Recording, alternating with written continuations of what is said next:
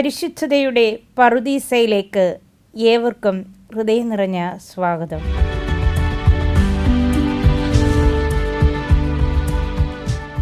ഇന്ന് നമ്മൾ പരിചയപ്പെടാൻ പോകുന്നത് ക്രൂരമായ പീഡനങ്ങളുടെ മുൻപിലും വിശ്വാസത്തിൻ്റെ ആവേശം കൈവിടാതെ കനൽപാതകളെ പുഞ്ചിരിയോടെ നേരിട്ട ധീരനായ വിശുദ്ധ ലോറൻസിനെയാണ്.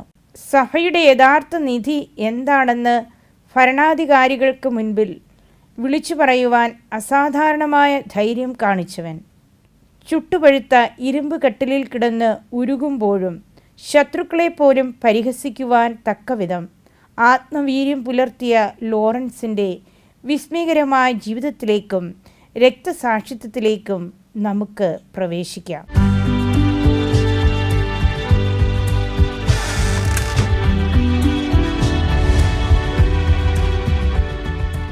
AD 225 സ്പെയിനിലെ വലൻസയിലാണ് ലോറൻസ് ജനിച്ചത്.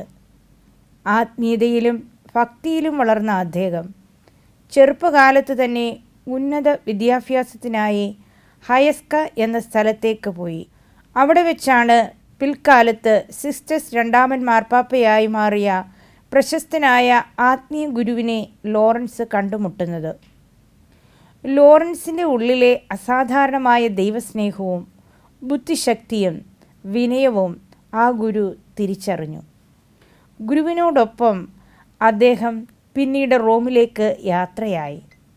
AD 257 സിസ്റ്റസ് രണ്ടാമൻ സഭയുടെ മാർപ്പാപ്പയായി ചുമതലയേറ്റപ്പോൾ അദ്ദേഹം ലോറൻസിനെ റോമിലെ പ്രധാനപ്പെട്ട 7 ശമാശന്മാരിൽ ഒന്നാമനായി നിയമിച്ചു. അതോടൊപ്പം സഭയുടെ ആർക്കൈവ്സ് കൈകാര്യം ചെയ്യാനും സഭയുടെ പക്കലുള്ള ധനവും സ്വത്തുക്കളും സംരക്ഷിക്കാനുമുള്ള വലിയ ചുമതല മാർപ്പാപ്പ ലോറൻസിനെയാണ് ഏൽപ്പിച്ചത്. ലോറൻസിലുള്ള മാർപ്പാപ്പയുടെ വിശ്വാസം അത്രമേൽ വലുതായിരുന്നു. റോമിലെ സഭയുടെ സ്വത്തുക്കൾ കൈകാര്യം ചെയ്യുക എന്നതിനർത്ഥം പാവപ്പെട്ടവരെയും അശരണരെയും സഹായിക്കുക എന്നതായിരുന്നു. ലോറൻസ് ആ ദൗത്യം അങ്ങേയറ്റം ഭക്തിയോടെ നിർവഹിച്ചു. റോമിലെ 10,000 വരുന്ന ദരിദ്രർക്കും ദിവസവും ആഹാരവും ആശ്വാസവും എത്തിച്ചത് ലോറൻസ് ആയിരുന്നു.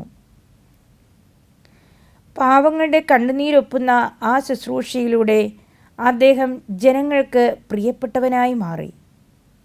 റോമിലെ ക്രൈസ്തവ സമൂഹം കടുത്ത നിരീക്ഷണത്തിലായിരുന്ന കാലഘട്ടമായിരുന്നു അത്. എങ്കിലും ലോറൻസ് തൻ്റെ ജീവൻ അപകടത്തിലാണെന്ന് അറിഞ്ഞിരുന്നിട്ടും പാവങ്ങളെ സേവിക്കുന്നതിൽ നിന്ന് പിന്മാറിയില്ല. ദൈവത്തിൻ്റെ ദാനമായ സ്വത്തുക്കൾ ദൈവത്തിൻ്റെ മക്കൾക്ക് നൽകുക എന്നതായിരുന്നു അദ്ദേഹത്തിൻ്റെ നയം. ഒരു വലിയ രക്തസാക്ഷിത്വത്തിന് മുന്നോടിയായി ദൈവം അദ്ദേഹത്തെ കാരുണ്യത്തിൻ്റെ വഴിയിലൂടെ ഒരുക്കുകയായിരുന്നു അവിടെ. AD 258 റോമൻ ചക്രവർത്തിയായ വലേറിയൻ ക്രിസ്ത്യാനികൾക്കെതിരെ കടുത്ത പീഡന ഉത്തരവ് പുറപ്പെടുവിച്ചു. സഭയുടെ നേതാക്കളായ മാർപ്പാപ്പമാരെയും മെത്രാന്മാരെയും വൈദികരെയും ഉടനടി വധിക്കാനും സഭയുടെ സ്വത്തുക്കൾ മുഴുവൻ കണ്ടുകെട്ടാനുമായിരുന്നു ചക്രവർത്തിയുടെ കൽപ്പന. റോമിലെ ആത്മീയ അന്തരീക്ഷം ഭയത്താൽ മൂടപ്പെട്ടു. സഭയുടെ രഹസ്യ ആരാധനാലയങ്ങളെല്ലാം സൈന്യത്തിൻ്റെ നിരീക്ഷണത്തിലായി. AD 258 ഓഗസ്റ്റ് 6 മാർപ്പാപ്പയായ സിസ്റ്റസ് രണ്ടാമൻ റോമിലെ കാറ്റക്കുംബുകളിൽ രഹസ്യമായി വിശുദ്ധ കുർബാന അർപ്പിച്ചുകൊണ്ടിരുന്നപ്പോൾ റോമൻ സൈനികർ അവിടെ അതിക്രമിച്ചു കയറി. അവർ മാർപ്പാപ്പയെയും കൂടെയുണ്ടായിരുന്ന ശമാശന്മാരെയും അറസ്റ്റ് ചെയ്ത് വധശിക്ഷയ്ക്കായി കൊണ്ടുപോയി. ഈ വാർത്ത കേട്ട് ലോറൻസ് അങ്ങേയറ്റം ദുഃഖിതനായി മാർപ്പാപ്പയുടെ പിന്നാലെ ഓടിച്ചെന്നു. തൻ്റെ പ്രിയപ്പെട്ട ഗുരുവിനെ മരണത്തിലേക്ക് കൊണ്ടുപോകുന്നത് കണ്ട് ലോറൻസ് കരഞ്ഞുകൊണ്ട് ചോദിച്ചു, എൻ്റെ പ്രിയ പിതാവേ, അങ്ങയുടെ വിശ്വസ്തരായ ശമാശനെ കൂടെ കൂട്ടാതെ അങ്ങ് എങ്ങോട്ടാണ് പോകുന്നത്? അങ്ങ് വിശുദ്ധ കുർബാന അർപ്പിക്കുമ്പോൾ എന്നെ കൂടെ നിർത്താറുണ്ടായിരുന്നുവല്ലോ.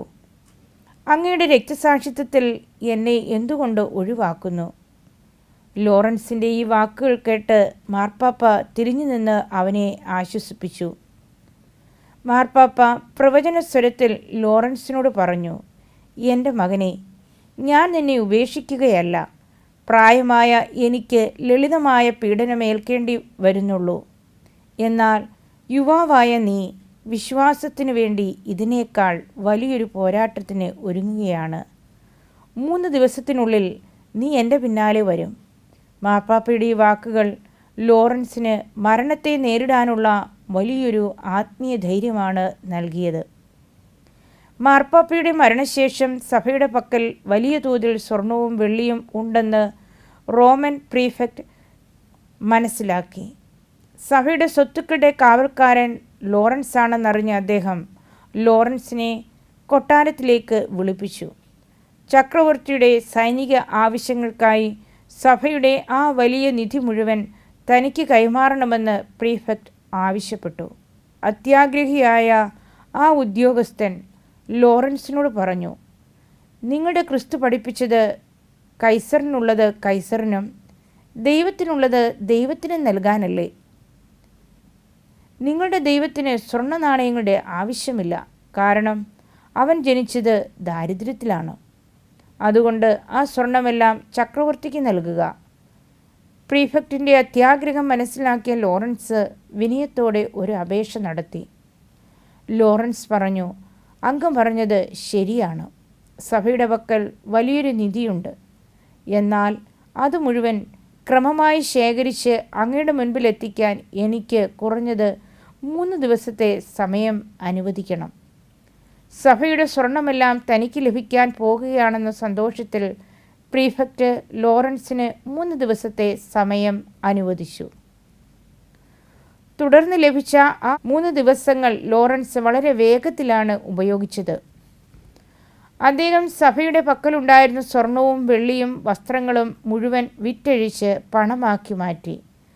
ആ പണം മുഴുവൻ റോമിലെ പാവപ്പെട്ടവർക്കും അന്ധർക്കും കുഷ്ഠരോഗികൾക്കും വിധവകൾക്കും പൂർണ്ണമായി വിതരണം ചെയ്തു. സഭയുടെ ഭൗതിക സ്വത്തുക്കൾ മുഴുവൻ അദ്ദേഹം പാവങ്ങളുടെ കൈകളിൽ സുരക്ഷിതമാക്കി.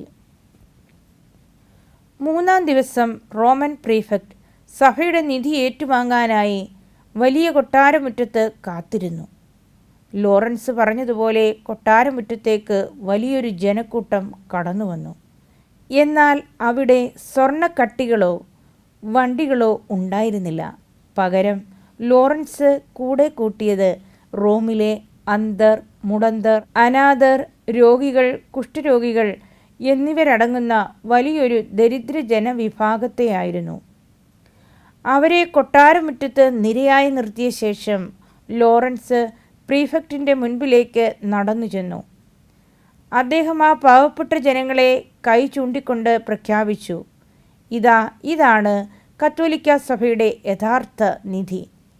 ചക്രവർത്തിയുടെ നിധിയേക്കാൾ മൂല്യമുള്ള സ്വത്തുക്കളാണിവർ. കാരണം ഇവരുടെ വിശ്വാസമാണ് സഭയുടെ പ്രകാശം. ഈ കാഴ്ച കണ്ട് പ്രീഫെക്റ്റ് സ്തബ്ധനായിപ്പോയി. താൻ അപമാനിക്കപ്പെട്ടുവെന്ന് മനസ്സിലാക്കിയ അദ്ദേഹത്തിൻ്റെ ഉള്ളിൽ ക്രോധത്തിൻ്റെ അഗ്നി ജ്വലിച്ചു. സ്വർണത്തിന് പകരം പാവങ്ങളെ കാണിച്ച് തന്നെ പരിഹസിച്ച ലോറൻസിനെ ജീവനോടെ വിടില്ലെന്ന് അദ്ദേഹം ഉറപ്പിച്ചു. സാധാരണ രീതിയിലുള്ള വധശിക്ഷ ലോറൻസിന് പോരെന്നും അതുകൊണ്ട് അവനെ സാവധാനം പീഡിപ്പിച്ചു കൊല്ലണമെന്നും അദ്ദേഹം ഉത്തരവിട്ടു. പാവപ്പെട്ടവരിൽ ക്രിസ്തുവിനെ കണ്ട് ലോറൻസിൻ്റെ ആ ധീരമായ പ്രവർത്തനം റോമിലെ കത്തോലിക്ക ചരിത്രത്തിലെ ഏറ്റവും മനോഹരമായ അധ്യായമാണ്.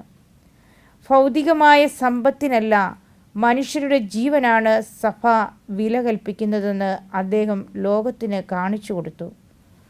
കോപിഷ്ഠനായ പ്രീഫെക്റ്റ് ലോറൻസിനെ ക്രൂരമായ പീഡനമുറിയിലേക്ക് മാറ്റാൻ സൈനികർക്ക് നിർദ്ദേശം നൽകി.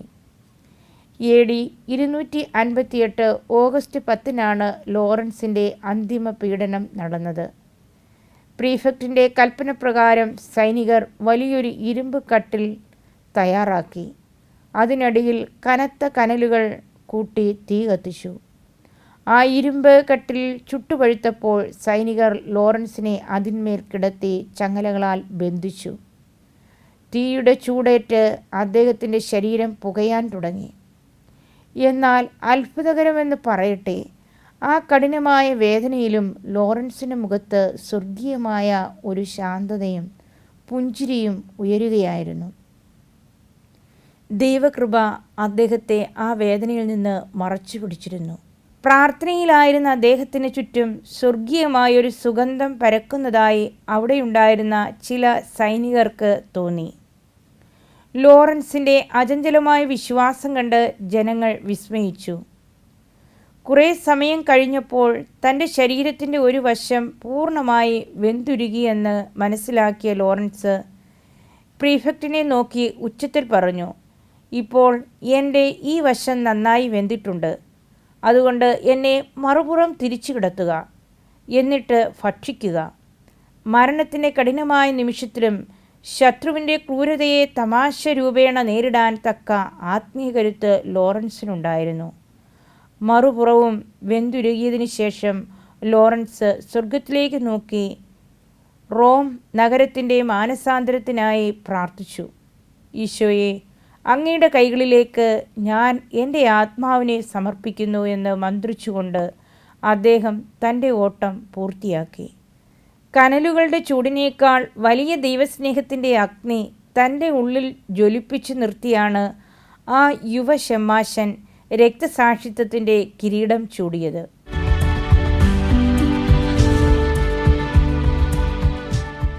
വിശുദ്ധ ലോറൻസിൻ്റെ ധീരമായ മരണം റോമാ നഗരത്തിൽ വലിയൊരു ആത്മീയ മാറ്റമുണ്ടാക്കി. ഒരു മനുഷ്യന് തൻ്റെ വിശ്വാസത്തിനു വേണ്ടി ഇത്രയും വലിയ പീഡനം പുഞ്ചിരിയോടെ സഹിക്കാൻ കഴിയുമെങ്കിൽ ആ വിശ്വാസം സത്യമുള്ളതാണെന്ന് റോമിലെ അനേകം വിജാതീയ പ്രഭുക്കന്മാർക്ക് ബോധ്യപ്പെട്ടു.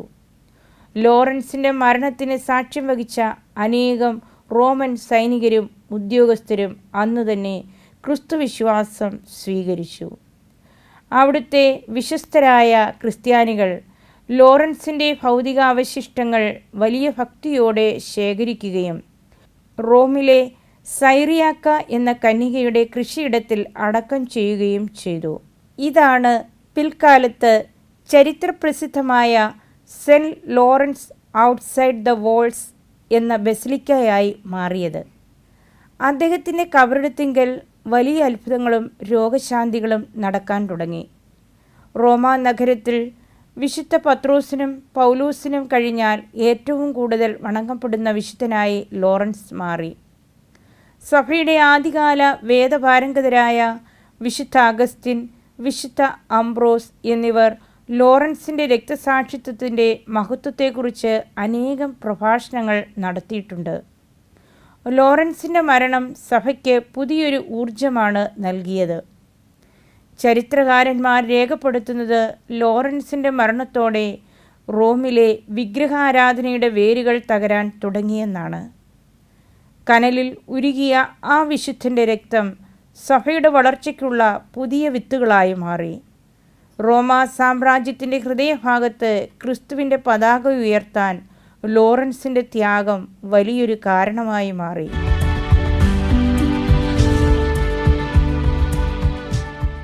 വിശുദ്ധ ലോറൻസിനെ കത്തോലിക്കാ സഭ വളരെ സവിശേഷമായ ചില നിയോഗങ്ങളുടെ മധ്യസ്ഥനായിട്ടാണ് പ്രഖ്യാപിച്ചിരിക്കുന്നത്. മരണസമയത്ത് അദ്ദേഹം പറഞ്ഞ ആ പ്രശസ്തമായ തമാശ വരികളുടെ ഓർമ്മയ്ക്കായി അദ്ദേഹം ഹാസ്യകലാകാരന്മാരുടെയും ഒപ്പം പാചകക്കാരുടെയും മധ്യസ്ഥനായി അറിയപ്പെടുന്നു. തീയിന്മേൽ കിടന്ന് വെന്തുരുകിയതുകൊണ്ടാണ് പാചകക്കാരുടെ കാവൽക്കാരനായി സഭ അദ്ദേഹത്തെ നിശ്ചയിച്ചത്. കൂടാതെ സഭയുടെ വിലപ്പെട്ട ഗ്രന്ഥങ്ങളും രേഖകളും സൂക്ഷിച്ചിരുന്ന ആളായിരുന്നതുകൊണ്ട് അദ്ദേഹം ലൈബ്രറിയന്മാരുടെയും പുസ്തകം സൂക്ഷിക്കുന്നവരുടെയും മധ്യസ്ഥനാണ്. തങ്ങളുടെ ജോലികളിൽ കൃത്യത പുലർത്താനും അത് ദൈവമഹത്വത്തിനായി വിനിയോഗിക്കാനും ലോറൻസിൻ്റെ ജീവിതം ഈ പ്രൊഫഷണലുകൾക്ക് വലിയൊരു പ്രചോദനമാണ് നൽകുന്നത്.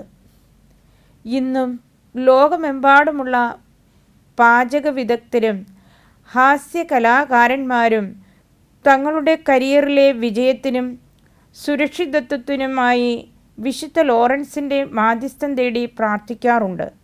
ഏത് കഠിനമായ തൊഴിൽ സാഹചര്യത്തിലും സന്തോഷത്തോടെയും പുഞ്ചിരിയോടെയും ഇരിക്കാൻ ലോറൻസിൻ്റെ ജീവിതം നമ്മെ പഠിപ്പിക്കുന്നു. ലളിതമായ കാര്യങ്ങളെപ്പോലും ആത്മീയ ചിഹ്നങ്ങളാക്കി മാറ്റാൻ സഭയ്ക്ക് കഴിഞ്ഞു.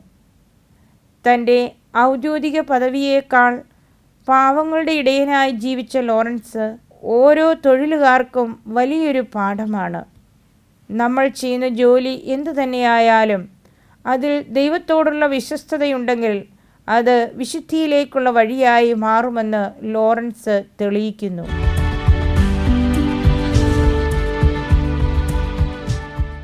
വിശുദ്ധ ലോറൻസ് ജനിച്ച സ്പെയിനിലെ വലൻസിയയിലും അദ്ദേഹം സേവനം ചെയ്ത ഇറ്റലിയിലെ റോമിലും അദ്ദേഹത്തോട് വലിയ ഭക്തിയാണ് നിലനിൽക്കുന്നത്. അദ്ദേഹത്തിൻ്റെ തിരുനാൾ ദിവസമായ ഓഗസ്റ്റ് 10 റോമിലെ ബസിലിക്കായിൽ വലിയ ആഘോഷങ്ങൾ നടക്കുന്നു. കത്തോലിക്ക സഭയിൽ മാത്രമല്ല, ആംഗ്ലിക്കൻ സഭയിലും ഓർത്തഡോക്സ് സഭയിലും ലോറൻസ് വലിയ ഭക്തിയോടെ വണങ്ങപ്പെടുന്നു. ചരിത്രപ്രസിദ്ധമായ അനേകം പള്ളികളും നഗരങ്ങളും ലോറൻസിൻ്റെ നാമത്തിലാണ് അറിയപ്പെടുന്നത്. കാനഡയിലെ പ്രശസ്തമായ സെൻറ്റ് ലോറൻസ് നദി ഈ വിശുദ്ധൻ്റെ ഓർമ്മയ്ക്കായി നാമകരണം ചെയ്യപ്പെട്ടതാണ്. ലോകത്തിൻ്റെ വിവിധ കോണുകളിൽ ലോറൻസിൻ്റെ നാമം ഇന്നും ഉച്ചരിക്കപ്പെടുന്നത് അദ്ദേഹത്തിൻ്റെ അചഞ്ചലമായ വിശ്വാസത്തിൻ്റെ തെളിവായിട്ടാണ്. അദ്ദേഹത്തിൻ്റെ രൂപങ്ങളിൽ എപ്പോഴും ഒരു ഇരുമ്പ് കട്ടിലിൻ്റെ ചിഹ്നം കാണാൻ സാധിക്കും. ശത്രുക്കൾ അദ്ദേഹത്തെ നശിപ്പിക്കാൻ ഉപയോഗിച്ച ആയുധം പിന്നീട് അദ്ദേഹത്തിൻ്റെ വിജയത്തിൻ്റെ അടയാളമായി മാറി. കൂടാതെ അദ്ദേഹത്തിൻ്റെ കയ്യിൽ സഭയുടെ ദരിദ്രർക്ക് വിതരണം ചെയ്ത പണക്കിഴിയും കാണാം. ഇത് കാരുണ്യത്തിൻ്റെ പ്രതീകമാണ്. സ്പെയിനിലെ രാജകീയ കൊട്ടാരമായ എൽ എസ്കോറിയൽ പണി കഴിപ്പിച്ചിരിക്കുന്നത് വിശുദ്ധ ലോറൻസിൻ്റെ ആ ഇരുമ്പ് കട്ടിലിൻ്റെ ആകൃതിയിലാണ്. ഒരു വിശുദ്ധൻ്റെ ത്യാഗത്തെ എത്ര വലിയ ആദരവോടെയാണ് നോക്കിക്കാണുന്നത് എന്നതിന് ഇതെല്ലാം തെളിവാണ്. ലോറൻസിൻ്റെ പുണ്യ പൈതൃകം നൂറ്റാണ്ടുകൾ കഴിഞ്ഞിട്ടും ഒട്ടും മങ്ങാതെ നിലനിൽക്കുന്നു. വിശുദ്ധ ലോറൻസിൻ്റെ ഓർമ്മ പുതുക്കുന്ന മറ്റൊരു മനോഹരമായ പ്രകൃതി പ്രതിഭാസമാണ് പേഴ്സീഡ് ഉൽക്കാവർഷം. എല്ലാ വർഷവും ഓഗസ്റ്റ് മാസത്തിൻ്റെ തുടക്കം മുതൽ പകുതി വരെ, പ്രത്യേകിച്ച് ഓഗസ്റ്റ് 10 രാത്രി ആകാശത്ത് വലിയ തോതിൽ ഉൽക്കകൾ മിന്നിമറയുന്നത് കാണാം. കത്തോലിക്ക പാരമ്പര്യത്തിൽ ഇതിനെ വിശുദ്ധ ലോറൻസിൻ്റെ കണ്ണുനീർ എന്നാണ് വിളിക്കുന്നത്.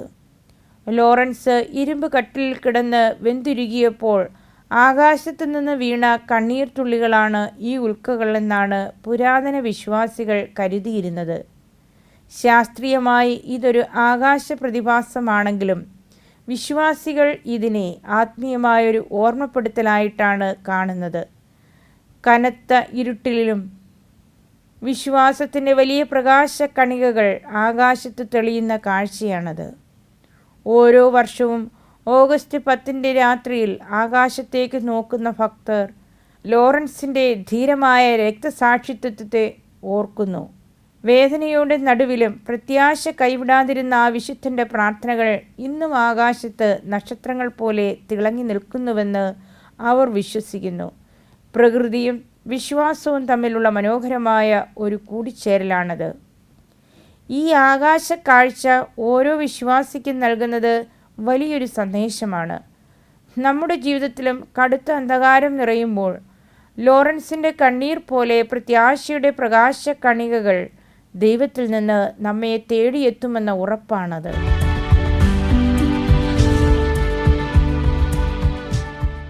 ആത്മീയ പാഠങ്ങളും സന്ദേശങ്ങളും. 1. യഥാർത്ഥ നീതിയെ തിരിച്ചറിയുക. ഭൗതികമായ സമ്പത്തല്ല, മറിച്ച് ദൈവത്തിൻ്റെ മക്കളായ പാവപ്പെട്ടവരും അശരണരുമാണ് സഭയുടെ യഥാർത്ഥ നിധിയെന്ന് ലോറൻസ് നമ്മെ പഠിപ്പിക്കുന്നു. വേദനകളിൽ പുഞ്ചിരിക്കുക. കടുത്ത ശാരീരിക പീഡനങ്ങൾ ഉണ്ടായപ്പോഴും ദൈവത്തിലുള്ള സന്തോഷം കൈവിടാതിരിക്കാൻ ലോറൻസ് കാണിച്ച മാതൃക വലിയൊരു തിരിച്ചറിവാണ്. പാവങ്ങളോടുള്ള കാരുണ്യം. സഭയുടെ സ്വത്തുക്കൾ മുഴുവൻ ദരിദ്രർക്കായി വിതരണം ചെയ്ത അദ്ദേഹത്തിൻ്റെ പ്രവർത്തനം കാരുണ്യത്തിൻ്റെ പരമോന്നത പാഠമാണ്. ഗുരുവിനോടുള്ള വിശ്വസ്തത. സിസ്റ്റസ് മാർപ്പാപ്പയോടൊപ്പം മരണത്തിലേക്ക് നടക്കാൻ പോലും ലോറൻസ് തയ്യാറായിരുന്നു.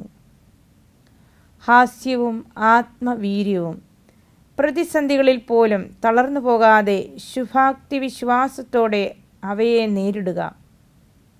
റോമിൻ്റെ മാനസാന്തരം. സ്വന്തം ജീവൻ ബലി നൽകിക്കൊണ്ട് ഒരു വലിയ ജനതയെ സത്യവിശ്വാസത്തിലേക്ക് നയിക്കുക. വിശുദ്ധ ലോറൻസ്. ഭൗതികമായ സ്വർണത്തേക്കാൾ പാവപ്പെട്ടവരുടെ ആത്മാക്കളെ സ്നേഹിച്ച സഭയുടെ ധീരനായ പ്രധാന ശമാശൻ. റോമിൻ്റെ പീഡനമുറികളിലെ ആ ചുട്ടുപഴുത്ത ഇരുമ്പ് കട്ടിലിൽ നിന്ന് ഉയർന്നത് വേദനയുടെ നിലവിളികളായിരുന്നില്ല, മറിച്ച് മരണത്തെപ്പോലും തോൽപ്പിച്ച ആത്മവീര്യത്തിൻ്റെ പുഞ്ചിരിയായിരുന്നു. സഭയുടെ യഥാർത്ഥ നിധി പാവങ്ങളാണെന്ന് പ്രഖ്യാപിച്ച ലോറൻസിൻ്റെ ജീവിതം വിശുദ്ധിയുടെ ഏറ്റവും തിളക്കമുള്ള അടയാളമാണ്.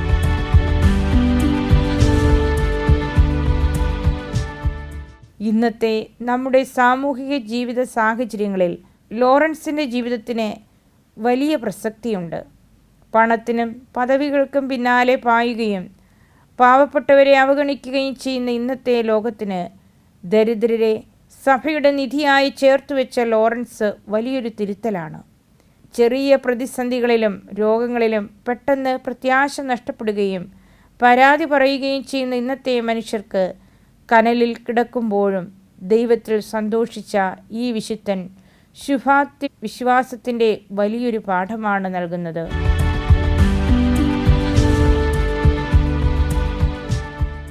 നമ്മുടെ കൈവശമുള്ള ഭൗതിക സമ്പത്തുകളേക്കാൾ മറ്റുള്ളവർക്ക് നൽകുന്ന സ്നേഹമാണ് ദൈവത്തിന് പ്രിയപ്പെട്ടതെന്ന് ഈ വിശുദ്ധൻ നമ്മെ ഓർമ്മിപ്പിക്കുന്നു. നമ്മുടെ ചുറ്റുമുള്ള ദരിദ്രരിലും രോഗികളിലും ക്രിസ്തുവിൻ്റെ മുഖം ദർശിച്ച് അവരെ സഹായിക്കാൻ ലോറൻസിൻ്റെ മാതൃക നമുക്ക് പ്രചോദനമാകട്ടെ. അനീതികൾക്ക് മുൻപിൽ പതറാതെ നിൽക്കാനും കനൽ വഴികളിലും പുഞ്ചിരിയോടെ ദൈവത്തിൽ മാത്രം ആശ്രയിക്കാനും ലോറൻസിൻ്റെ സ്മരണകൾ നമുക്ക് ആത്മവീര്യം പകരട്ടെ. നമ്മുടെ ഓരോരുത്തരുടെയും അനുദിന ജീവിതയാത്രകളിൽ ഈ ധീര രക്തസാക്ഷിയുടെ മാധ്യസ്ഥം എന്നും ഒരു വലിയ കാവലായി കൂടെയുണ്ടാകട്ടെ. പരിശുദ്ധതയുടെ പറുദീസയുടെ ഇന്നത്തെ എപ്പിസോഡ് ഇവിടെ പൂർണ്ണമാകുന്നു. അന്ധകാരത്തിൻ്റെ നിഴലുകൾ മാറ്റി വിശ്വാസത്തിൻ്റെ പ്രകാശത്തിലേക്ക് നമ്മെ നയിക്കാൻ വിശുദ്ധ ലോറൻസിൻ്റെ മാധ്യസ്ഥം എന്നും തുണയായിരിക്കട്ടെ. ഈ വിശുദ്ധ ജീവിതം പകർന്നു തന്ന ആത്മീയ ഊർജം നമ്മുടെ അനുദിന ജീവിതത്തിൽ പ്രതിഫലിക്കട്ടെ. മറ്റൊരു പുണ്യാത്മാവിൻ്റെ വിശുദ്ധിയും ആത്മീയ പാഠങ്ങളുമായി നമുക്ക് വീണ്ടും കാണാം. ദൈവം നമ്മെ ഓരോരുത്തരെയും സമൃദ്ധമായി അനുഗ്രഹിക്കട്ടെ.